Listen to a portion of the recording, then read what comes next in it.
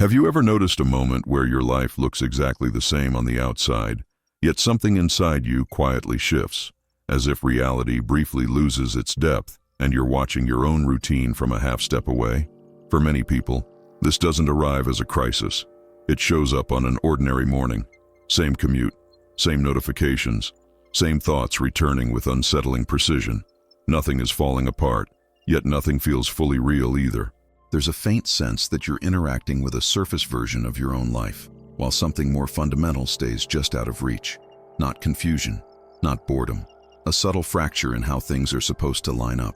What makes this hard to ignore is that it doesn't feel emotional at first.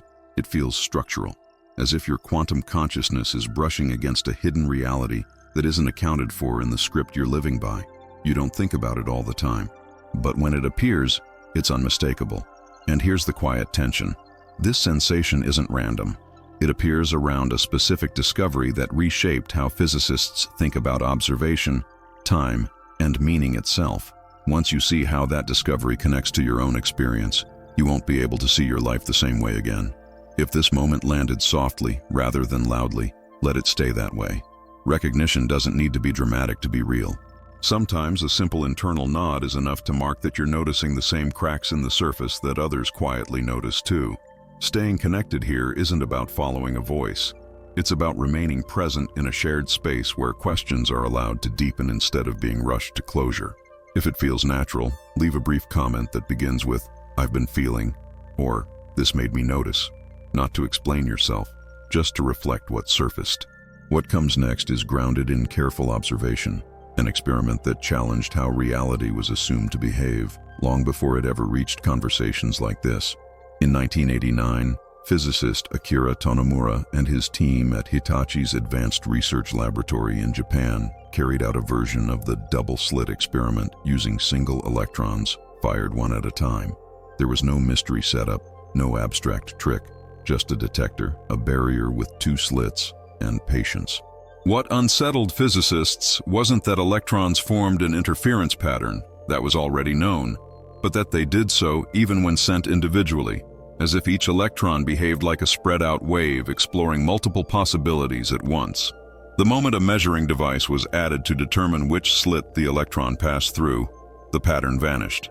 The system reorganized itself purely in response to being observed. This wasn't symbolic.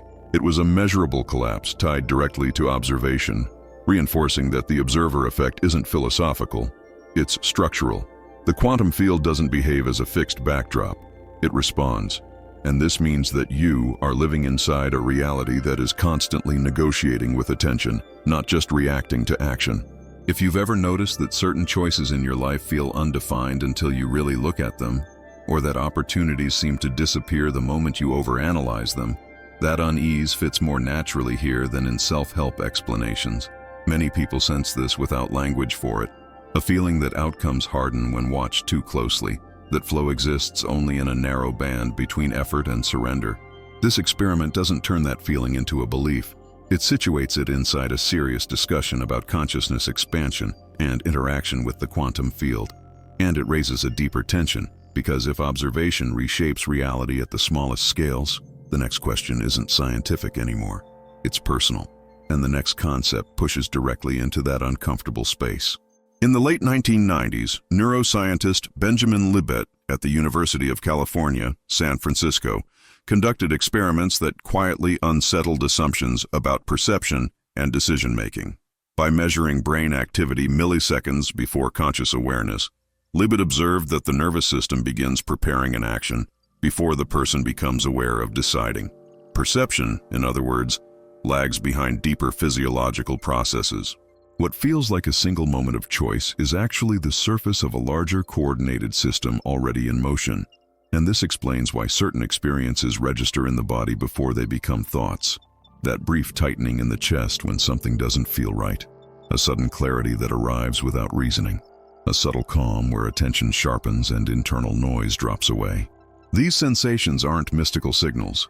They're the nervous system detecting coherence or disruption within a larger informational environment, responding faster than language can form.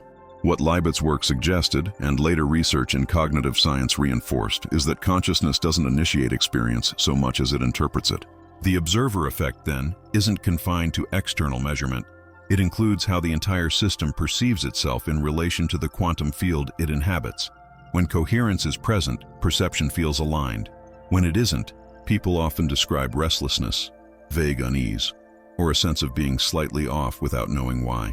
Recognizing this changes how internal signals are understood.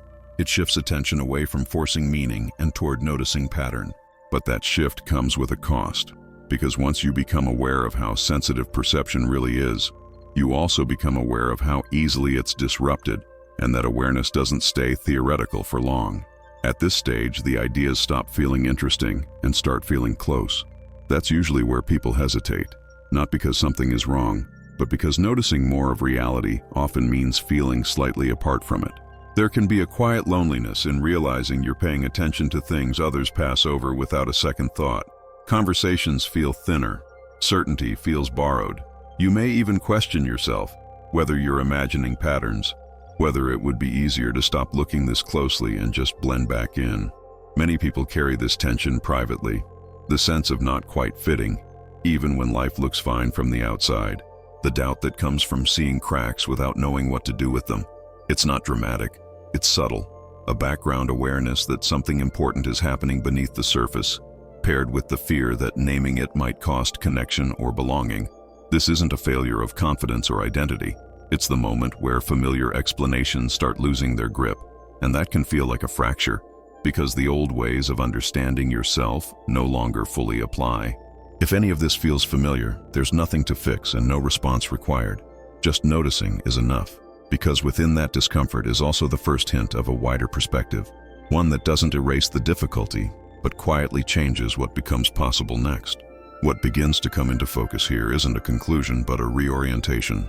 The experiments you've encountered didn't point to a mystical exception or a personal flaw. They pointed to something quieter. Reality doesn't behave as a rigid structure, and perception isn't evenly distributed within it. The delayed choice experiment showed that outcomes are not fully defined until they're engaged. Research into perception and neural timing revealed that experience reaches the body before it reaches explanation. Together, they sketch a picture where feeling out of sync isn't necessarily malfunction. It can be sensitivity. When life feels strangely thin, repetitive, or misaligned, it may not mean you're failing to adapt. It may mean you're registering more information than the surface narrative accounts for. Some people move through the world insulated by certainty. Others feel the seams. Time doesn't always flow cleanly. Attention changes weight. Meaning doesn't arrive on schedule. This doesn't make anyone better or worse, but it does suggest that awareness itself has depth, and that depth can be uncomfortable to carry. Seen this way, being different stops sounding like a personal issue and starts sounding like a perceptual mismatch, not between you and society, but between how reality behaves and how it's usually described. That insight doesn't close the question, it sharpens it. Because if perception plays a more active role than we assume, then the most unsettling issue isn't how reality works, but how much of it we're conditioned not to notice. And that realization doesn't settle quietly. It creates a pressure to look closer, to keep following the pattern where it leads, even when the answers remain incomplete. If there's a final thought lingering now, let it be this. Noticing the subtle misalignments in your life doesn't mean you're lost. It means you're paying attention in a way that doesn't rush past experience. That recognition doesn't ask for certainty, only honesty. Continuing from here isn't about chasing more content. It's about choosing to stay with questions that don't flatten reality into easy answers. For those who feel drawn to that kind of continuity, remaining here is simply a way of keeping the thread intact. The next step presses further into that tension. Physicists warn, reality is not working the way you think. The focus widens beyond individual perception to a pattern that unsettled researchers themselves, one that complicates everything you've just considered and reframes what normal reality might actually be. Your consciousness brought you here. What happens now is your choice.